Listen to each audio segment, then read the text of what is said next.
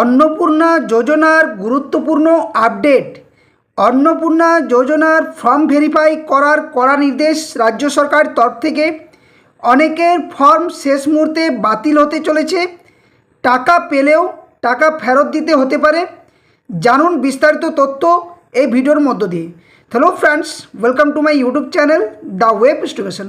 So friends, আপনাদের জন্য আবারও একটা নতুন ভিডিও নিয়ে হাজির হয়েছি এবং আমি আজকে সকালে দুটো ভিডিও দিয়েছিলাম, একটা দুপুরবেলাতে এবং একটা সকালে, যেখানে অন্নপূর্ণা যোজনা সংক্রান্ত মানুষ যেভাবে বিভ্রান্ত হচ্ছিলেন তার সমস্ত প্রশ্নের উত্তর কিন্তু আমি সেই ভিডিওগুলোতে দিয়েছি।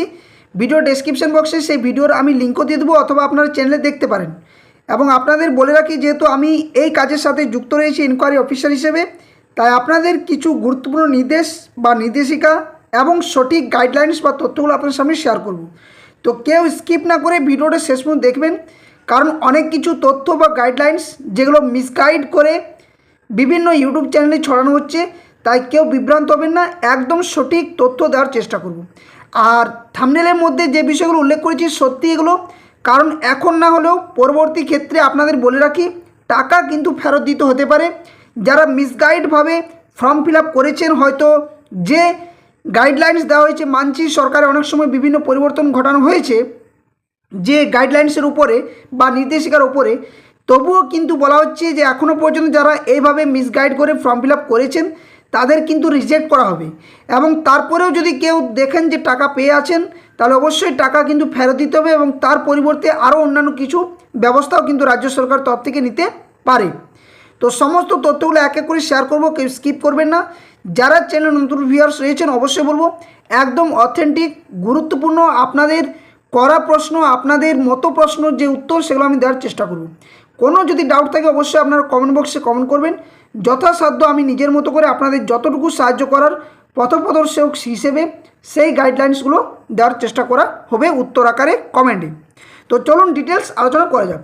তো দেখুন, প্রথমত আমি এটা হয়তো আপনারা সকলেই জেনেই গেছেন অলরেডি, যে গত 8 তারিখ, অর্থাৎ আজ যেহেতু 11 তারিখ, 8 তারিখে মিটিং বা বৈঠক হয়েছিল, যেটা government of West Bengal, department of women and child development and social welfare তরফ থেকে মিটিংটা ঘটেছিল দুপুর 11টা থেকে 2:30 পর্যন্ত, যেটা অন্নপূর্ণা যোজনা সংক্রান্ত মিটিং। এবং 9 তারিখে এই যে নোটিফিকেশান সেটা কিন্তু পাবলিশ করা হয়, যেখানে অনেক বড় বড় আধিকারিকদের ভার্চুয়ালিভাবে মিটিং হয়। এবং সেখানে মিটিংয়ের মধ্যে যে WCD অ্যান্ড SW ডিপার্টমেন্টের গভর্নমেন্ট অফ ওয়েস্ট বেঙ্গলের তরফ থেকে এটা করা হয়েছিল, যেখানে nodal bank representative were also present ছিল সকলে, যেখানে district magistrate, additional district magistrate, SDO, BDO, officer of the commissioner, KMC, এই সমস্ত গুরুত্বপূর্ণ আধিকারিকরা উপস্থিত ছিলেন। তো তাদের মধ্যে যে বিভিন্ন, যেহেতু ব্লক লেভেল বা মিউনিসিপ্যালিটি লেভেলে এই কাজগুলো হচ্ছে, তো সেখান থেকে অবশ্যই এই সমস্ত BDO আধিকারিক বা KMC কমিশনার যারা ছিলেন তাদের তরফ থেকে প্রশ্ন করার যে সুযোগ সেটা দেওয়া হয়েছিল।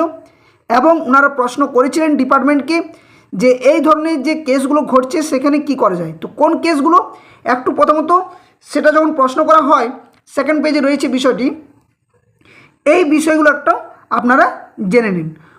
তো দেখুন, এখানে বলা রয়েছে সবথেকে গুরুত্বপূর্ণ ইম্পর্টেন্স লাইন, যেগুলো একদমই পুরোপুরি যে বিষয়গুলো উল্লেখ করা হয়েছে। প্রথমত এই বিষয়টি দেখুন, যে রিভার্টেড যে সমস্ত অ্যাপ্লিকেশন, সেটা কিন্তু এনকোয়ারি অফিসার লেভেলে এগুলো 9 তারিখের পর থেকে, অর্থাৎ গতকালকে এই এডিট অপশানটা দিয়েছে।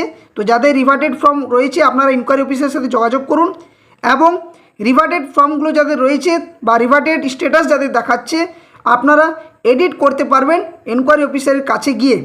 অনেকে কমেন্ট করছেন যে এনকোয়ারি অফিসার এই বিষয়ে কোনো এডিট করছেন না, কিন্তু আপনি বলুন না, যদি করে থাকেন আপনারা অবশ্যই ব্লকে বা মিউনিসিপ্যালিটি অফিসে যে যে এরিয়ার মধ্যে হয়ে থাকেন আপনারা সেখানে অভিযোগ জানান, কারণ এটা এনকোয়ারি অফিসারের গুরুত্বপূর্ণ একটা কাজ। ঠিক আছে, যদিও অনেকে পারছেন না, কারণ আশা, ICDS এই সমস্ত কর্মচারীদের দিয়েছেন, অনেকে পারছেন না, সেটাও কিন্তু মেনে নেওয়া যায়। তো এবার কিন্তু মূল যে বিষয়, যেটা নিয়ে একদম তর্কের বিষয়, সবথেকে বড় তর্কের বিষয় হয়েছে এটা, এবং এটা নিয়ে বিক্ষোভ চলছে, সেটা কি না, পয়েন্টটাতে বলা রয়েছে, it was asked whether AWWS, AWHS, ASHA worker, civic volunteers, para teacher etcetera, এই সমস্ত কাজে যারা মহিলা কর্মচারী রয়েছেন তাদের বলা হচ্ছে কি না, will be eligible for Annapurna Yojana, জিজ্ঞেস করা হয়েছিল যে তারা কি অন্নপূর্ণা যোজনার জন্য এলিজিবল বা অ্যাপ্লিকেবল। উত্তর কী এসছে, ইট ওয়াজ ইনফর্ম দ্যাট, এটা বলা হয়েছে, since they are engaged in government sector and receiving honorarium or remuneration on a monthly basis, their application may not be approved as of now till any further order. অর্থাৎ প্রত্যেক লাইনে বিষয়টি বুঝুন যে এই যে ওয়ার্কার বা হেল্পার বা আশাকর্মী বা সিভিক ভলেন্টিয়ার বা প্যারাটিচার এই সমস্ত কর্মচারীদের কী হচ্ছে, সরকারের তরফ থেকে জানানো হয় যে তাদের অনারিয়াম বা রেনুমেরেশন সেটা কিন্তু দেওয়া হচ্ছে মান্থলি বেসিস। ফলে তাদের অ্যাপ্লিকেশনগুলো এই মুহূর্তে অ্যাপ্রুভ করা যাবে না, অর্থাৎ এখন কিন্তু অ্যাপ্রুভ করা যাবে না। পরবর্তী ক্ষেত্রে যাবে কি যাবে না সেটা কিন্তু সরকারি নির্দেশের উপরে নির্ভর করছে। এবং যদিও এটা নিয়ে কিন্তু একটা তর্কের জায়গা হয়েছে, তো আমি সেই জায়গাতে যাচ্ছি না, কারণ সেটা সরকারের উপর টোটালি নির্ভর করছে। অবশ্যই এটা নিয়ে বিভিন্ন জায়গাতে বিক্ষোভ মিছিল আন্দোলন চলছে, সেটা আলাদা ব্যাপার, কারণ ভিডিওর বিষয় এখানে ওটা নয়। তো এই হচ্ছে এনারা কিন্তু পাবেন না। এবার বলে রাখি, যেহেতু সরকারের নির্দেশ রয়েছে, যদি এনারা কেউ করে থাকেন, একটা গুপ্ত নির্দেশ এবং বিভিন্ন অর্ডার আসছে আমাদের কাছে, যে এনারা যদি করে থাকেন অবশ্যই এনাদের ফর্ম প্রথমত বাতিল করতে হবে, এটা কিন্তু আমাদের নির্দেশ দেওয়া হয়েছে। কোনোভাবেই এই ফর্মগুলো অ্যাকসেপ্ট করা যাবে না, এগুলো রিজেক্ট করতে হবে। ঠিক আছে, এই পয়েন্টটি গেল। দ্বিতীয় কোয়ারি ছিল কি? দ্বিতীয় কোয়ারির মধ্যে ছিল যে family member of government employees, pensioners, income tax payer should be considered or not as the notification does not mention about the family members. In this regard, it is informed that applicants from such families may not be brought under the approved list as of now. Priorities should be given to the actual needy and eligible women. In this regard, clarification would be issued. অর্থাৎ আরেকটা বিষয় তোলা হয় যে যারা family member, যাদের কেউ যদি এমপ্লয়িজ রয়েছেন বা পেনশনার বা ইনকাম ট্যাক্স পেয়ার যারা রয়েছেন, তারা কি এলিজিবল হবে? তো এক্ষেত্রেও কিন্তু জানানো হয়েছে ঠিক একইভাবে আশাকর্মী ICDS কর্মীদের মতো যে এই মুহূর্তে এলিজিবল নয়। এবং এখানে আমি যখন ফর্মগুলো ভেরিফাই করি, অনেকেই কিন্তু এগুলোর ক্ষেত্রে ভেরিফাই অনেক ক্ষেত্রে ঘটেছে, অনেক ক্ষেত্রে ঘটেনি। হয়তো সেই মুহূর্তে যেহেতু অর্ডার আসেনি বলে আমরা এটা অনেক ক্ষেত্রে অ্যাপ্রুভ করা হয়েছিল, কিন্তু যেহেতু আবারও ফর্মগুলো রিভার্ট আসতে পারে এটা মনে করা হচ্ছে, এবং যে ফর্মগুলো এই মুহূর্তে রিভার্ট হয়েছে এবং এডিট অপশান যেহেতু দিয়েছে, এক্ষেত্রে তারাও কিন্তু এলিজিবল থেকে এই মুহূর্তে বাদ যেতে চলেছে, অর্থাৎ এটাও একটা কিন্তু বাদ যাওয়ার প্রক্রিয়াতে রয়েছে। এছাড়া বলা হয়েছে যে যে সমস্ত পরিবারের ফ্যামিলিজের 3টির বেশি কক্ষ বিশিষ্ট ঘর, GST পেইং ফ্যামিলিজ রয়েছে এবং সাথে সাথে 50 ডেসিমালস ল্যান্ড রয়েছে, অর্থাৎ জমি রয়েছে, তাদের ক্ষেত্রে কনসিডার হবে কি হবে না। তো এক্ষেত্রে কিন্তু জানানো হয় কি না, এক্ষেত্রে জানানো হয় যে it was clarified that in all such cases inquiry be done following notification, যেটা দেওয়া ছিল 19/5/2026 only and recommended the cases accordingly। অর্থাৎ এই যে অর্ডার সেটা কিন্তু অলরেডি দেওয়া ছিল 19 তারিখের যে নোটিফিকেশন, ফলে এক্ষেত্রেও কিন্তু অনেকে বাদ যাবে। শেষে আপনাদের সামনে কিছু আরও গুরুত্বপূর্ণ তথ্য দেব, যেগুলো আপনারা মন দিয়ে শুনবেন, অনেকটা কিন্তু হেল্পফুল হবে আপনাদের জন্য। যারা ইনকোয়ারি অফিসার দেখেন আমার ভিডিওগুলো, তাদের ক্ষেত্রেও যেমন গুরুত্বপূর্ণ, এবং যারা বেনিফিশিয়ারি বা যারা অ্যাপ্লাই করেছেন ভুল তথ্য দিয়েছেন তাদের জন্যও কিছু গুরুত্বপূর্ণ তথ্য দেবো। তো ভিডিওটা কেউ স্কিপ করবেন না এবং কেটে কেটে দেখবেন না, পুরোটা দেখার চেষ্টা করুন, বিষয়গুলো বুঝতে পারবেন। এছাড়া যে স্যাঙ্কিং যে সমস্ত এরিয়া রয়েছে, তারা যে কাজের সাথে যুক্ত রয়েছেন, অর্থাৎ যে সমস্ত কর্মচারী যারা কাজ করেন তাদের ক্ষেত্রেও কিন্তু এই বিষয়ে সেটা কিন্তু ভাবা হচ্ছে। তো এই নিয়ে বিভিন্ন যে CDPOs, Asha and ICDS worker, helper, supervisor, willing, BLOs এই সমস্ত কর্মীদের এই কাজগুলো করতে বলা হয়েছে, এবং তারা যেহেতু কাজগুলো করছেন খুবই গুরুত্বপূর্ণভাবে কাজগুলো কিন্তু করতে দেওয়া হয়েছে। আজকে আমাদের সামনে একটা অর্ডার কপি এসেছে। কি অর্ডার কপি একটু আপনারা দেখুন, তাহলে বিষয়টি বুঝতে পারবেন। এই যে ইম্পর্টেন্স গাইডলাইন সেটাই কিন্তু তুলে ধরেছেন, কিন্তু তার মধ্যে কিছু বিষয় রয়েছে কি না, অঙ্গনওয়াড়ি কর্মী যেখানে AWW, AWH, আশাকর্মী, সিভিক ভলেন্টিয়ার, প্যারাটিচার প্রভৃতি অন্নপূর্ণা যোজনার সুযোগ সুবিধা পাবেন না। এছাড়া বলা হচ্ছে কি না, সরকারি কর্মচারী, পেনশনভোগী বা আয়করদাতার পরিবারের সদস্যরা এই প্রকল্পের অন্তর্ভুক্ত হবেন না। এছাড়া যেসব পরিবারের GST নিবন্ধন রয়েছে সেই পরিবারের মহিলারা এই প্রকল্পের সুবিধা পাবেন না। যেসব বেনিফিশিয়ারি রিভার্টেড ফর্মগুলো ভেরিফাই করবেন তারা অবশ্যই এডিট করার সময় পুরো ফর্মগুলো চেক করে নেবেন। অর্থাৎ এখান থেকে কিন্তু আপনাদের ব্যাপারটা যারা বেনিফিশিয়ারি বা যারা প্রাপ্য আসল প্রাপ্য তাদের কিন্তু অনেকেরই বাতিল হতে পারে। কারণ কি ব্যাপারটা বোঝাচ্ছি, এডিটের সময় এমন কিছু জায়গা রয়েছে যেগুলো এডিট করলে দেখা যাচ্ছে যে পুরো ফর্মটাই কিন্তু এডিট হয়ে যাচ্ছে, বা অনেক ক্ষেত্রে দেখা যাচ্ছে যে এডিট করতে গিয়ে পরে তো আমরা চেক করতে পারছি না, এডিট করার পর সেটা সাবমিট করছি, সাবমিট করার পর আমাদের উপরে যারা রয়েছেন তারা কিন্তু সেগুলো চেক করছেন এবং সেখানে অনেক কিছু ভুলবশত থেকে যাচ্ছে, ফলে সেগুলো আর রিভার্টেড তো হবে না, পুরোপুরি সেই মুহূর্তে সেটা কিন্তু রিজেক্ট করে দিচ্ছেন। তো এখান থেকে অনেকেরই বাতিল হচ্ছে। ব্যাপারটা আরেকবার বোঝাই, ধরুন কেউ একটা ফর্ম ফিল আপ করেছেন, ঠিক আছে, ওনার ডিটেলস তথ্য দিয়েছেন একদম সব কিছু, কিন্তু দেখা গেছে আধার কার্ডের ভোটার কার্ডের যে ডকুমেন্টস সেটা হয়তো এডিট করা যাচ্ছে, নামেরও এডিট করা যাচ্ছে, কিন্তু আরও যে সমস্ত বিষয়গুলো রয়েছে যেমন ফোন নাম্বার এগুলো দেখা হচ্ছে, হেড অফ দ্য ফ্যামিলির ডিটেলস, বাচ্চাদের ডিটেলস, এগুলো এক এক করে করে দেখা হচ্ছে। সেখানে যদি একটা ফ্যামিলি 4 জন বা 5 জন যদি থাকে এবং 5 জনেরই যদি পুরো ফর্মটার মধ্যে পুরো ভুল থাকে, তাহলে একজন এনকোয়ারি অফিসারের সেই কাজটি পুরোটা করা, আমি যেহেতু কাজে যুক্ত, পুরোটা এক মুহূর্তে সম্ভব নয় এবং অফিসের তরফ থেকে বা হাই অথরিটির তরফ থেকে যেভাবে নির্দেশ আসছে তাড়াতাড়ি করা, তাতে করে তারা সেইভাবেই কিন্তু করতে গিয়ে অনেকটা সময় লেগে যাচ্ছে, ফলে সেই সময়টি পাওয়া যাচ্ছে না, ফলে সেগুলো কী হচ্ছে, রিভার্টেড হয়ে যাচ্ছে। আবার যদি রিভার্টেড হয়, যদি উপরের আধিকারিক যদি সেগুলো রিভার্ট করে, তাহলে অবশ্যই ঠিক আবার রিভার্ট হিসেবে আমাদের কাছে আসবে। আর যদি সেগুলো রিজেক্ট করে দেয়, তাহলে আপনাদের হয়তো এখন না হলেও পরবর্তীতে আপনারা অ্যাপ্লাই করতে পারবেন, যেহেতু আপনারা অথেন্টিক বেনিফিশিয়ারি। কিন্তু কিন্তু কিন্তু একটা বিষয়, যেখানে সময়টা আপনাদের যাবে, অর্থাৎ হয়তো সেটা 2 মাস 3 মাস কিন্তু পরে লাগতে পারে, এই একটা বিষয় কিন্তু আমার যতদূর ধারণা আমি পার্সোনালিভাবে এটা বলছি।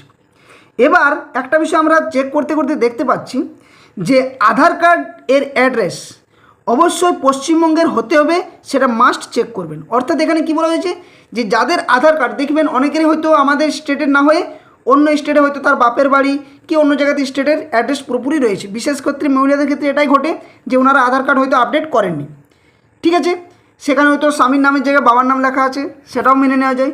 কিন্তু যখন দেখা যাচ্ছে হিন্দি ল্যাঙ্গুয়েজ থাকুক সেটা আলাদা ব্যাপার, অনেকেই ঝাড়খণ্ডে গিয়ে বা অন্য জায়গাতে হয়তো করছেন আধার কার্ড আপডেট করাটা আলাদা ব্যাপার, কিন্তু অ্যাড্রেস যদি পুরোপুরি বাপের বাড়ির থাকে এবং সেটা যদি ঝাড়খণ্ডের হয়ে থাকে বিশেষ করে, তাহলে এবং যদি নিজের এলাকার নয় অন্য এলাকারও যদি হয়, সেক্ষেত্রে কিন্তু ফর্মগুলো রিজেক্ট হচ্ছে। কারণ রিজেক্ট কি, এই মুহূর্তে তো সেই বেনিফিশিয়ারি আর আধার কার্ড পাওয়া যাবে না অথেন্টিকটা, বা অ্যাড্রেস সঙ্গে সঙ্গে চেঞ্জ হবে না, ফলে সেই সময়টি পাওয়া যাচ্ছে না ইনকোয়ারি অফিসারদের হাতের কাছে, ফলে তারা সেগুলো রিভার্ট করছেন এবং ঊর্ধ্বতন কর্তৃপক্ষ সেগুলো বাতিল করে দিচ্ছে। এবার আসছে বয়সের হেরফের, যেটা আগেও ছিল 25 থেকে 60 বছর হতে হবে, এটা একদম ঠিক। এবং এখানে আরেকটা বিষয় আমাদের দিয়েছে, যদিও এটা আমাদের সম্পূর্ণভাবে বলা হয়নি, এটা এই মুহূর্তে পেন্ডিং আকার রেখেছে, জানি না এটা হয়তো হাই অথরিটি অর্ডার যদি আসে তাহলে সেটা ঘটতে পারে, যে একটার বেশি পেনশন প্রাপকরা পাবেন না। যেমন কোনগুলো, বিধবা পেনশন যারা পাচ্ছেন, বৃদ্ধ পেনশন যারা পাচ্ছেন, প্রতিবন্ধী পেনশন যারা পাচ্ছেন, এই ধরনের যারা পেনশন, অর্থাৎ কৃষক বন্ধু এই সমস্ত বলছি না, PM কিষাণ এই সমস্ত বলছি না, এই সমস্ত যারা পেনশন সুযোগ সুবিধা পাচ্ছেন তারা কিন্তু কোনোভাবেই একটার বেশি বাকি যে সুযোগ সুবিধা প্রকল্পে সেটা কিন্তু পাবেন না, এটা কিন্তু বলা হচ্ছে, যদিও এটা নিয়ে এই মুহূর্তে দ্বিমত একটা রয়েই গেছে। এবার কি বলা হচ্ছে নেক্সট, তারপরে আমাদের কি বলা হচ্ছে এখানে, না এখানে এই 8 নম্বরই ছিল নাকি, 8 নম্বর পর্যন্তই মনে হচ্ছে, হ্যাঁ 8 নম্বর পর্যন্তই লাস্ট ছিল। তো এই যে পয়েন্টগুলো দেওয়া হয়েছে, এই পয়েন্টগুলো কিন্তু খুবই গুরুত্বপূর্ণ। কারণ কি, আমাদেরকে বলা হয়েছে আপনারা যেহেতু গ্রাউন্ড লেভেলে কাজ করছেন, আপনার বিষয়গুলো মাস্ট এগুলো চেক করবেন এবং দেখবেন, কারণ এই বিষয়গুলো না দেখলে আপনাদের যেমন পরবর্তী ক্ষেত্রে সমস্যা হতে পারে, ঊর্ধ্বতন কর্তৃপক্ষের সমস্যা হতে পারে।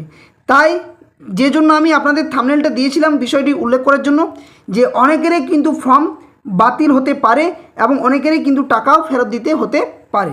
কারণ বিষয়টি আপনারা ভাবুন, কারণ এর আগে যখন লক্ষ্মী ভাণ্ডারের ক্ষেত্রে অনেকে বিভিন্ন দুর্নীতিগতভাবে যারা পেয়েছেন, আগের সরকারের দুর্নীতিটা এই বর্তমান সরকার যেহেতু ছেড়ে কথা বলছে না, এবং এটা আবশ্যক দরকার, কারণ আমার আপনার মতো যারা যোগ্য পাওনা তারা হয়তো পাবেন, কিন্তু যারা অযোগ্য তারা কিন্তু পেয়ে যাচ্ছেন এবং যোগ্যরা হয়তো সেটা থেকে বিরত থাকছেন। তাহলে এটা যাতে না ঘটে সেজন্য স্ট্রিক্টলিভাবে সরকার তরফ থেকে নির্দেশ দেওয়া হয়েছে সেই সমস্ত কিছুগুলো ভেরিফিকেশন করা। তো যারা এরপর verification under inquiry process, reverted process, status যাই দেখাক না কেন, আপনারা এনকোয়ারি অফিসারের সাথে যোগাযোগ করুন। ওনাদের কাছে যদি আন্ডার ইনকোয়ারি লিস্ট এসেছিলো তাহলে কি করেছেন, রিভার্টেড যদি এসেছিলো তাহলে এডিট করা যাচ্ছে কি যাচ্ছে না, আপনার নাম রিভার্টেড লিস্টে আছে কি আছে না, আপনার নাম আন্ডার ইনকোয়ারিতে ছিল কি ছিল না, এগুলো আপনারা এনকোয়ারি অফিসারের সাথে যোগাযোগ করুন। যদি কেউ এনকোয়ারি অফিসারের তথ্য না জানেন যে উনি কে রয়েছেন আপনার এলাকার, অবশ্যই আপনার ব্লক কিংবা মিউনিসিপ্যালিটি এলাকাতে যোগাযোগ করুন যে আমাদের গ্রামের বা আমাদের এই এলাকার আন্ডারে কে রয়েছেন, ওনার সাথে ওনার ফোন নাম্বার নিন এবং যোগাযোগ করুন এবং সঠিক তথ্য দিয়ে সঠিক গাইডলাইন সঠিক তথ্য আপনি ওনাকে জানান এবং তারপরে কিন্তু ফর্মটা সাবমিট করুন। কারণ আপনি যদি ভুল মিসগাইড ফর্ম ফিল আপ করে থাকেন বা দেন তথ্য, সেই ইনকোয়ারি অফিসার হয়তো তার প্রমাণ কিন্তু দেখাতে পারবে যে হয়তো উনি ফর্মটাতে এইভাবে করেছেন, আমি বাড়ি গেছি, বাড়ি গিয়েও উনি কিন্তু এই তথ্যটা দেননি। তাহলে সেক্ষেত্রে কী হবে, আপনাদের দায়িত্বটা কিন্তু সব থেকে বেশি এবং আপনাদের উপরে ঝুঁকিটা কিন্তু আসবে, পয়সা ফেরত এমনকি সম্মানেরও হানি ঘটতে পারে। তাই এই বিষয়গুলো একটু খেয়াল করবেন, সাথে সাথে যে তথ্যগুলো দিয়েছেন সঠিকভাবে দেবেন। আমাদের কাছে যে তথ্য এসেছে তাতে করে আপনারা দুটো বিষয় বিশেষ করে দেখছি, এমন তো দেখার নেই যে কে চাকরি করছেন কে না করছেন, কেউ যদি তথ্য দিলেনই বা না, হয়তো সেই এলাকার নাও হতে পারেন উনি ব্যক্তি যিনি এনকোয়ারি অফিসার রয়েছেন, তাহলে তিনি নাও জানতে পারেন। তো সেক্ষেত্রে আমরা শুধু চেক করছি এসআইআর লিস্ট এবং সিএর ব্যাপারটা, যে এসআইআর ডিলিটেড ব্যক্তি বটেন কি নয়, এগুলো আমরা যেহেতু চেক করতে পারছি ইসিআই পোর্টাল থেকে, এবং বাকি যে তথ্য যেগুলো জানা সেগুলো আমরা জানতে পারছি, এবং যেগুলো না জানার বিষয় বা জানিয়ে না হয়তো বা তথ্য দিচ্ছেন না, তাহলে সেই সমস্ত ব্যক্তিবর্গদের অন্নপূর্ণা যোজনার টাকা পেলেও পরবর্তী ক্ষেত্রে ফেরত দিতে হতে পারে। তাই সাবধানতা যেমন অবলম্বন করবেন, সঠিকভাবে দুর্নীতি কোনোভাবেই যাতে না ঘটে সেভাবে আপনি সঠিক তথ্য দিয়ে ফর্ম ফিল আপটা করুন। কারণ আপনার কাছে 3000 টাকাটা গুরুত্বপূর্ণ নয়, সম্মানের ব্যাপার, পরবর্তী ক্ষেত্রে দ্বিগুণ টাকাও লাগতে পারে। এবং এটা নিয়ে স্ট্রিক্টলিভাবে পরবর্তী ক্ষেত্রে আবারও ইনকোয়ারি হবে, আবারও ভেরিফিকেশন হবে। সামনে আপনাদের সেন্সাস আসছে, সেখানেও তথ্য দেবেন, বিভিন্ন প্রকল্পের এদিক ওদিক আপনারা তথ্য দিচ্ছেন বা ফর্ম ভরছেন। আপনাদের কিন্তু একটা জিনিস মাথায় রাখবেন যে আপনাদের যা কিছু যাবতীয় তথ্য, Aadhaar card, voter card, ration card, PAN card, যাবতীয় তথ্য সরকারের কাছে কিন্তু রয়েছে। আপনার ভুল তথ্য দিলে যে কোনো মুহূর্তে আপনারা ধরা পড়তে পারেন। ব্লক লেভেল থেকে কাজ হচ্ছে, মিউনিসিপ্যালিটি লেভেল থেকে কাজ হচ্ছে, এসডিও, বিডিও, ডিএম সমস্ত জায়গাতে এই তথ্যগুলো রয়েছে, আপনাদের সমস্ত কিছু জানতে পারবে। কোনোভাবেই একজন শিক্ষক বা শিক্ষিকা যদি ফর্ম ফিল আপ করেন সেক্ষেত্রেও আপনি ধরা পড়বেন। একজন শিক্ষক হয়ে যদি আপনার স্ত্রী ফর্ম ফিল আপ করেন সেও আপনি ধরা পড়বেন। একজন পেনশনার ভোগী হয়ে যদি আপনি ফর্ম ফিল আপ করেন বা আপনার পরিবারের কেউ যদি করেন সেটাও আপনি ধরা পড়বেন। কারণ সরকারের কাছে প্রত্যেকটি তথ্য রয়েছে, আর সব থেকে যেটা মূল তথ্য সেটা হচ্ছে আধার কার্ড। আধার কার্ডের সাথে আপনার ব্যাংকের লিঙ্ক রয়েছে, আধার কার্ডের সাথে আপনার ভোটার কার্ডের লিঙ্ক থাকবে, আধার কার্ডের সাথে আপনার ফোন নাম্বার লিঙ্ক রয়েছে, আধার কার্ডের সাথে আপনার যাবতীয় যে তথ্যগুলো সেখানে লিঙ্ক রয়েছে, এবং যাবতীয় প্রকল্পে যদি আপনি ফর্ম ফিল আপ করেন কোথাও না কোথাও আপনি ভুল করবেন, আর সেই ভুলের তথ্য নিয়েই সরকার কিন্তু আপনার তদন্তে নামবেন। তাই সঠিক ফর্ম ফিল আপ করুন, কাউকে বিভ্রান্ত করার চেষ্টা করছি না। যারা যোগ্য 100% কথা দিচ্ছে আপনারা টাকা পাবেন, যারা অযোগ্য তাদের প্রতি কিন্তু সরকার কড়া নির্দেশ দিয়েছেন এবং কড়াভাবে সে পদক্ষেপও গ্রহণ করবে পরবর্তী ক্ষেত্রে। তো বিভ্রান্তের বিষয় নয়, যদি এই সংক্রান্ত বিষয়ে কোনো ডাউট থাকে নির্দ্বিধায় আপনারা কমেন্ট করতে পারবেন, আমি যথাসাধ্য আমার দিক থেকে সাহায্য করব এবং পথ দেখানোর চেষ্টা করব। তো ধন্যবাদ, জয় হিন্দ, সকলে সুস্থ থাকুন, ভালো থাকুন। ভিডিওটা বেশি লেন্দি করছি না, এই ধরনের আপডেট পাওয়ার জন্য অবশ্যই চ্যানেলটি সাবস্ক্রাইব করবেন, পাশে থাকা বেল নোটিফিকেশন করবেন, আর লাইক শেয়ার অবশ্যই মাস্ট করবেন সকলের কাছে ভিডিওটা পৌঁছে দেওয়ার জন্য। ধন্যবাদ।